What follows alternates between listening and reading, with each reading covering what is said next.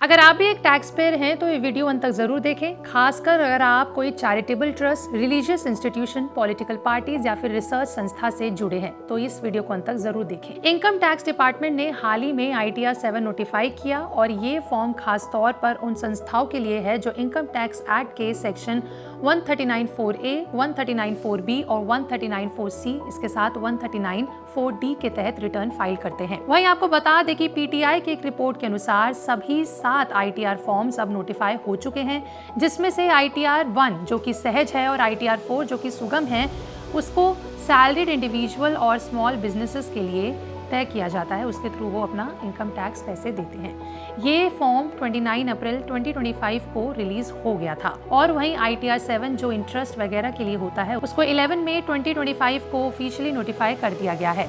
आपको बता दें कि ITR 7 के लिए कौन सी एंटिटीज अप्लाई कर सकती हैं। वो एंटिटीज जो सेक्शन 11 के तहत एग्जेप्शन क्लेम कर सकती है, सभी पॉलिटिकल पार्टीज, साइंटिफिक और एजुकेशनल इंस्टीट्यूशंस या फिर न्यूज़ एजेंसीज।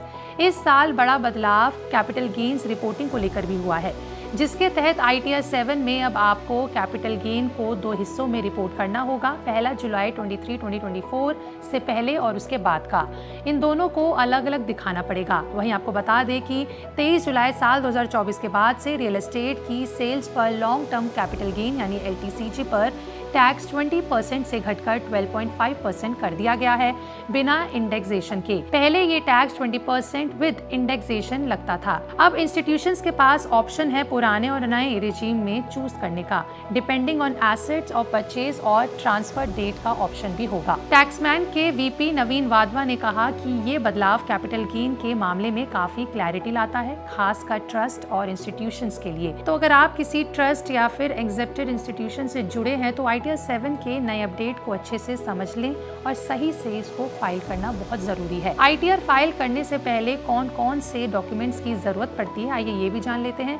देखिए, पहले होता है फॉर्म 16 जो नौकरी वालों को मिलता है। इसमें सैलरी और TDS की जानकारी शामिल होती है। वहीं फॉर्म 26 AS और AIS जिसमें आपके ऊपर कितना टैक्स कटा है और आपकी अन्य इनकम की जानकारी इसमें आपको मिलती है। वहीं फिर भरना होता है आपको बैंक स्टेटमेंट या फिर इंटरेस्ट सर्टिफिकेट, जिसके तहत FD या फिर सेविंग अकाउंट पर इंटरेस्ट मिलेगा।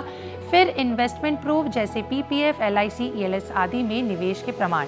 फिर आता है rent receipt, capital gain statement अगर लागू होगा तो। फिर आखिर में आता है पैन कार्ड और आधार कार्ड, जिससे ज़रूरी डॉक्यूमेंट्स। आपको बता दें कि अगर आपने गलती से गलत फॉर्म भर दिया है तो आपको काफ़ी नुकसान हो सकता है। जानकारी के अनुसार गलत ITR फॉर्म भरने से आपके रिटर्न को डिफेक्टिव मान लिया जाता है।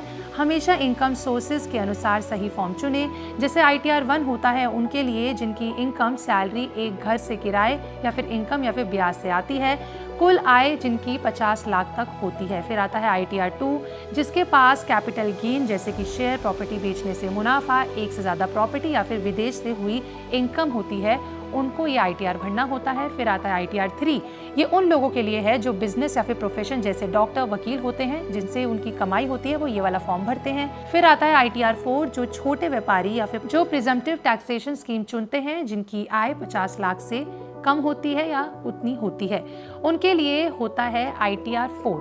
क्या आप भी ITR 7 के हिस्से में आते हैं या फिर ऊपर दिए कौन से ITR फॉर्म को आप फिल करते हैं, कमेंट में लिख के जरूर बताएं। वीडियो अच्छी लगी हो तो लाइक शेयर करना बिल्कुल ना भूलें।